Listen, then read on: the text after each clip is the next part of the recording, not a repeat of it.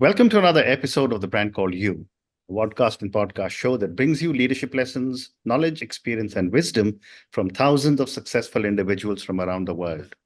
I'm your host, Ashutosh Garg, and today I'm privileged to welcome not just a very accomplished entrepreneur, a fellow member of the YPO, but also someone who has mastered the ability to manage multiple businesses at the same time, Mr. Jason English from UAE, but speaking to us today from Seychelles. Jason, welcome to the show. Hi, Ashutosh, and thank you for having me. So, Jason, before we start talking about the amazing amount of businesses that you do, can you tell me a little bit about your own journey and what led you into the world of technology? Yeah, so I mean, look, my journey started out actually as a policeman in the South African police force while I was studying mechanical engineering. I actually didn't know what to study when I was still in school. So I did a post-matric year, and they only offered three subjects, and one was mechanical engineering, electrical engineering, and electronic engineering. And I knew that I didn't want to stick my fingers in plugs, and at that stage, nothing to do with electronics. So I defaulted to mechanical engineering. And ultimately, that career took me into working for a large international corporate in oil and gas, where I was there for about 14 and a half years.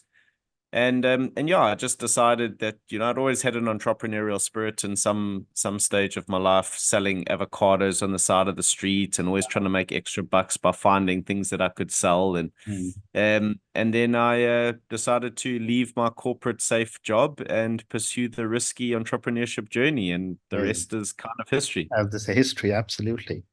So let's talk about CG Tech and Al Laith first. You've got so many businesses. I had to really pick and choose which ones to talk about. But tell me the story about the founding of CG Tech and your journey in co-founding the company. Yeah, so there's a little bit of a backstory before we get to that. So when I started out in my private journey as an entrepreneur back in 2012, I knew I did what I knew best, which was oil and gas. I left the corporate world and started that journey. About 2 years into my journey, I'd already made some pretty successful inroads, and I had a relatively large team of, I think it was circa 700 people at that stage in that first 2 years, and so we had it was 2 years in. I had some private investors come and they acquired a minority stake in myself. And then that sort of journey expanded where we acquired a couple of more businesses. So we bought an electrical company, which was sort of an adjacent business to my oil and gas services business. We then sort of started a technology business, which was primarily in the drone industry. And as we sort of progressed into 2018, we then had acquired another company or merged with another company, which was sort of doing welding services. Again, another adjacent business to our core business. And before we knew it, we had sort of 5 companies and no sort of group structure. And so at that point in time, we decided, well, maybe we need to create a holdco, get everything aligned and structured, because we were really operating like entrepreneurs and we needed some corporate structure. And we established CG Tech, which then became sort of the overarching holding company, which then went on, to become an investment vehicle that allowed us to acquire more businesses and build and start new businesses along the next couple of years. Interesting. And what is the Al Laith story? So in 2016, one of the businesses we acquired was Al Laith in the Middle East. We actually wanted to expand our oil and gas services into the Middle East. And Al Laith was a company that operated in an adjacent industry. So it wasn't directly in oil and gas, but it was very much involved in scaffolding, which was a big component to some of the services we were providing in the rest of our operations. And it was also slightly diversified in that it had a very big events focus, the vertical, which we kind of liked from a diversification point of view. And so we decided to buy it. We bought 100% of that business. It became ultimately part of the group in 2018 when we restructured everything under CG Tech. And when I was reading about you, I was fascinated to find that CG Tech is now more of an investment company or an innovation company.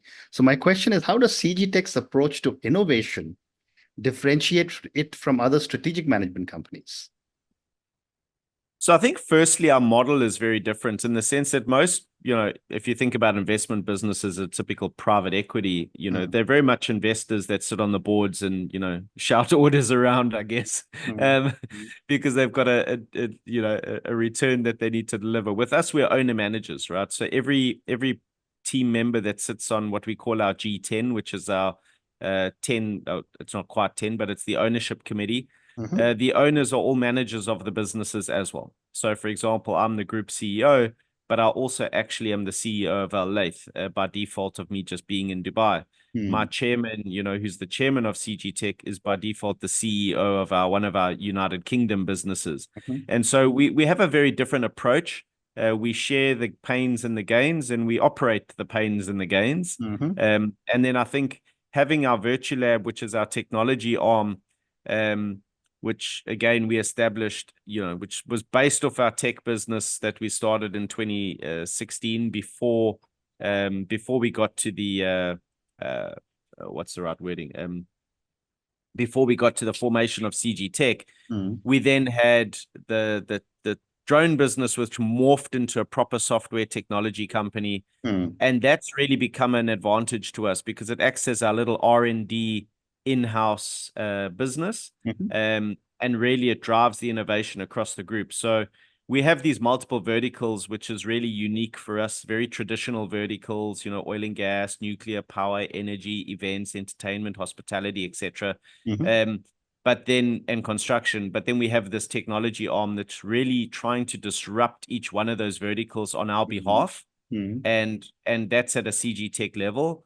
And I think that's what really makes us unique, is that we bring in and infuse technology and strategic management from an owner manager's perspective into our underlying investments. And that ultimately transforms those businesses quite quickly. Fascinating. And I will come to Virtualab in a few minutes. But one more question I have relating to AI Laith. Can you talk about a significant project by AI Laith that had a notable impact in the region? This is a really hard question to answer because I can honestly say that I think we've, so many projects we do are notable. The most recent one was probably COP28 in the UAE. We were the main sort of build team behind that for all the temporary infrastructure, and the main contractor. And that was a significant contract just in terms of its profile and who was there. But the reality is, we've been around as a Laith in the Middle East since 1995. So, 20 or 30 years. So effectively, we've built Dubai Airport. We've done the Royal Atlantis hotels. We do all the national days for the governments, the big Soundstorm, Middle East events in Saudi Arabia, the seasons. Like, it's such a vast array. It would be hard to pick one that I could say is the most significant. Fair enough. So let's now talk about Virtualab and technology. What drove the creation of Virtualab? And you did mention a few minutes back that Virtualab is driving technology in all your businesses. But what drove the creation of the Virtualab? So effectively, the Virtulab was developed because, in 2015, I actually joined YPO in 2015. I immediately joined one of our innovation networks. And so that drove my love for innovation. And with the drone operations that we started in 2016, which was largely driven out of the oil and gas to do inspections, et cetera, on, offshore oil rigs and assets, we then realized that actually the money's not in the drone operations, but more in the data collection and data interpretation. And so we then morphed that into more of a software data business. And from there, it just sort of grew. We started to realize that, we needed to develop virtual reality assets, augmented reality assets. And I think I started to see the impact of that at scale. I mean, people often ask, how did you go from a garage of 3 to sort of 1,300 people in a couple of years? And the answer was really, we use technology to drive our training, our onboarding, and that's kind of how we really infuse technology into the core of everything that we do. Fascinating.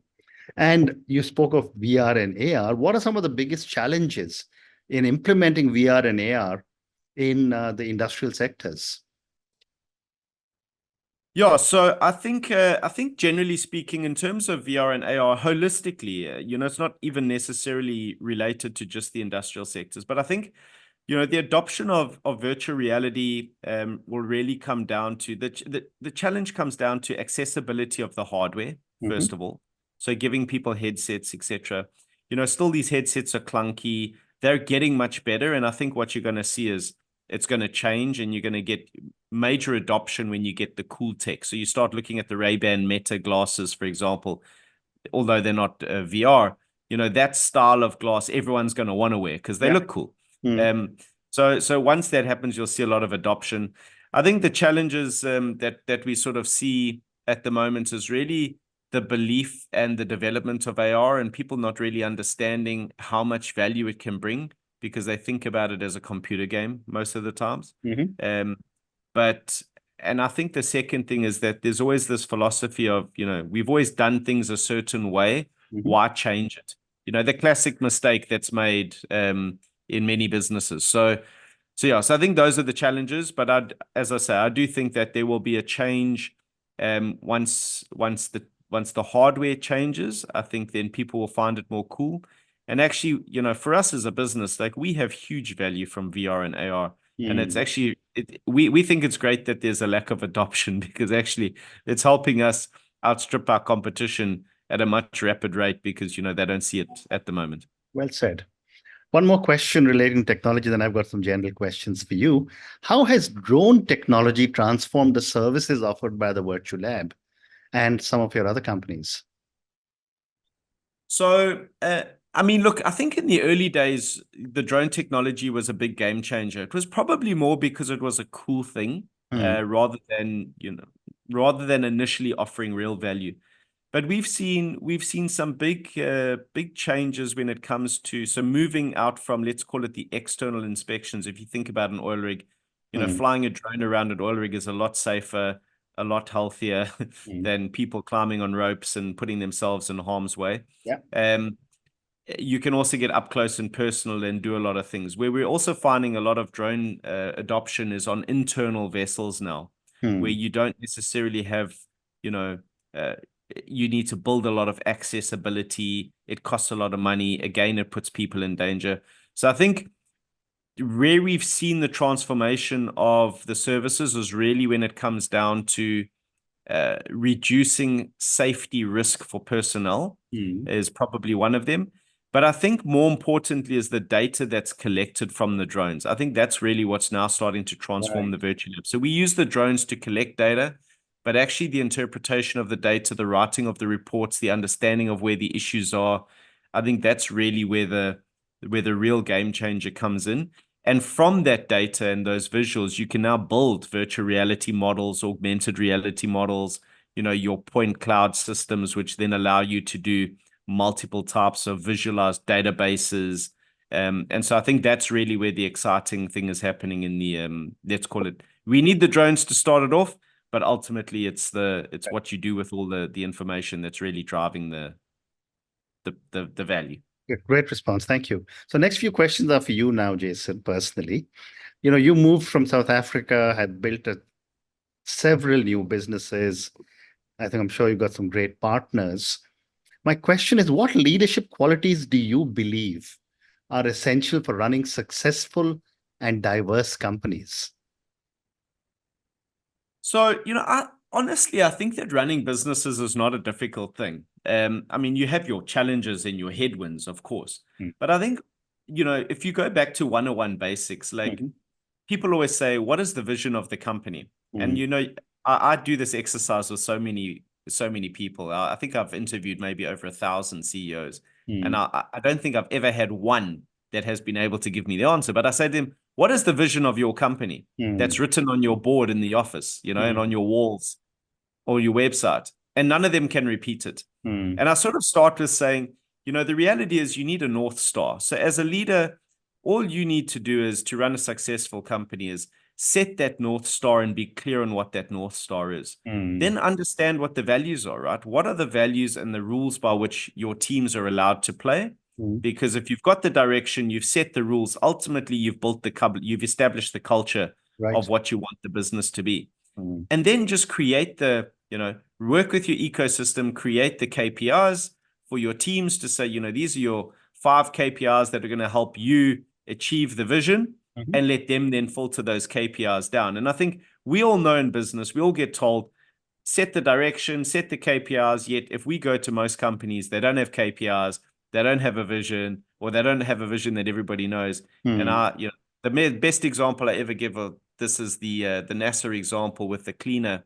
And John F. Kennedy was walking through the corridors, and he said to the cleaner, what is your role? And he said, I'm here to help put a man on the moon. Okay. Whereas most janitors would have said, I'm the cleaner. And so he knew what they were doing. And as a result, he did his job really well. And if people are aligned, ultimately your organization is going in an orderly direction. And I think that does create a lot of synergy and momentum in your company. What a great response. Thank you. My next question is, as a leader, how do you foster a culture of innovation and collaboration within your organizations? Yeah, so again, I think, for us, firstly, it has to start at the front. So, I'm very big on culture and innovation. So I drive it from, the onset, but make it a priority and lead from the front. That's number one.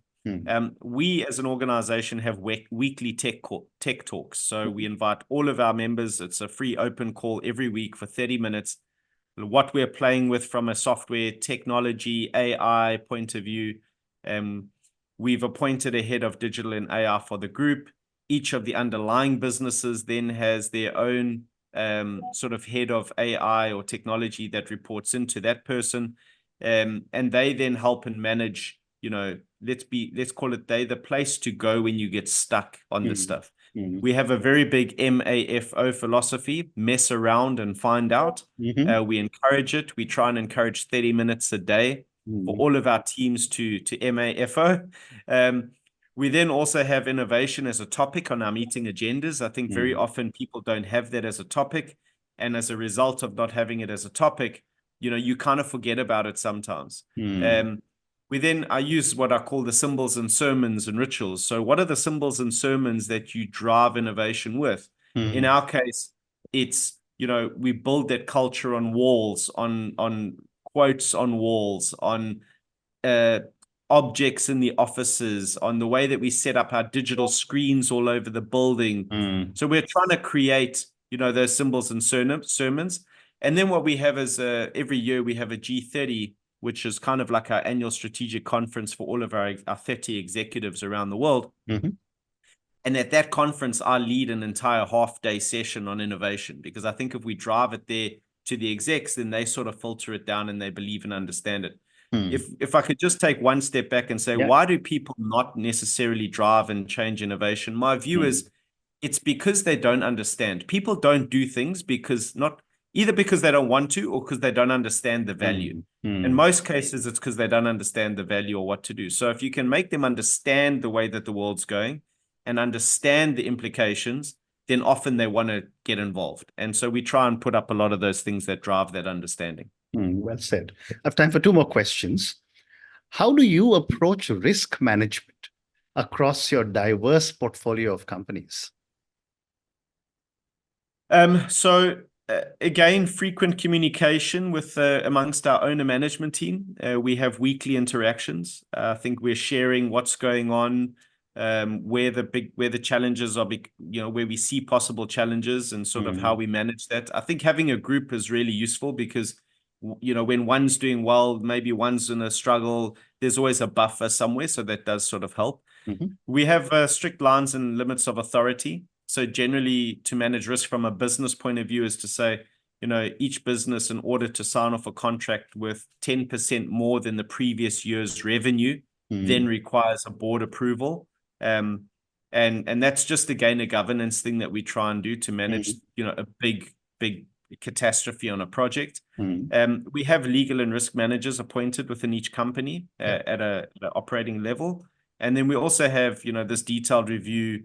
We have a review committee that goes over, let's call it bids over a certain value. So we want people to be autonomous and to be able to make their own decisions. Mhm. But then there's a safety net when we get to a point that we know if something goes wrong, this is potentially going to damage us. So we put those limits in place to say if it's in this category, then it needs to go through a formal review process. But bump your heads on the little ones because we also want you to learn and take some bets. Very interesting. And my last question for you, Jason, and this is for the thousands of people who will listen to our conversation. Given your own amazing journey as an entrepreneur, what would be your advice or lessons to young aspiring entrepreneurs? So I think firstly, don't sell a service, sell a solution to a problem. And very often we got our own biases. I see this a lot with technology companies. Yeah. They'll build a software because, they've got a software, and then they try and force that software down everybody's throats rather than actually understanding what the problem the customers face and how the software will solve it. So sell a service, don't sell a service, sell a solution. Second thing is know what you're talking about. I think once you're experienced as an entrepreneur, and you've got life's lessons, you can probably wing it and you have an entire team underneath you that is knowledgeable. But when you're starting out, you need to know your topic and you need to be the expert in that space. I think thirdly is I always tell entrepreneurs, this aspiring entrepreneurs, work for a corporate first. There is the cheapest education you can get. You work in a corporate, you see how they function, you understand what not to do in business, right? Corporates get this wrong all the time because they got so much red tape, bureaucracy, systems, processes. But the way they function is really, really good. From a structured perspective, you just want to weed out the systems and processes that are useless and add too much bureaucracy to the process. But learn from how HR works, learn from how safety works, how operations work, how commercial, finance. Learn from them. You've got all the resources there. When you're starting out your own business, you don't have them. And then fix whatever you don't like in that business when you start your own business. And then expect it to be hard because it will be hard and there will be tough times where you'll feel like giving up. But just don't give up. Keep pushing through. For those that are Formula One fans, you would have seen Lewis Hamilton for the last 3 years has not won a race. And this weekend he won a race. And, he could have given up. He could have retired. He's super successful, but he just kept pushing through. And finally, he's got that win back. So, yeah, it's going to be hard, but don't give up. Well said. And on that note, and you have some 4 amazing lessons. Don't sell a service, sell a solution. Know what you're talking about. Work for a corporate first. And, I've said this myself so many times. I worked for 2 large companies for 25 years before I became an entrepreneur. And I always tell people, go and learn best practices at someone else's cost. And finally, you said, don't give up. Thank you, Jason, for speaking to me about your own incredible journey. Thank you for covering all the subjects relating to technology, subjects relating to AR, VR, Virtualab. I think we covered a lot of ground in our conversation today. Thank you for speaking to me and good luck to you. Great. Thank you, Ashutosh, and thanks for having me. And thanks to your audience for listening. Thank you. Thank you for listening to the Brand Called You videocast and podcast, a platform that brings you knowledge, experience, and wisdom of hundreds of successful individuals from around the world. Do visit our website, www.tbcy.in, to watch and listen to the stories of many more individuals. You can also follow us on YouTube, Facebook, Instagram, and Twitter. Just search for the Brand Called You.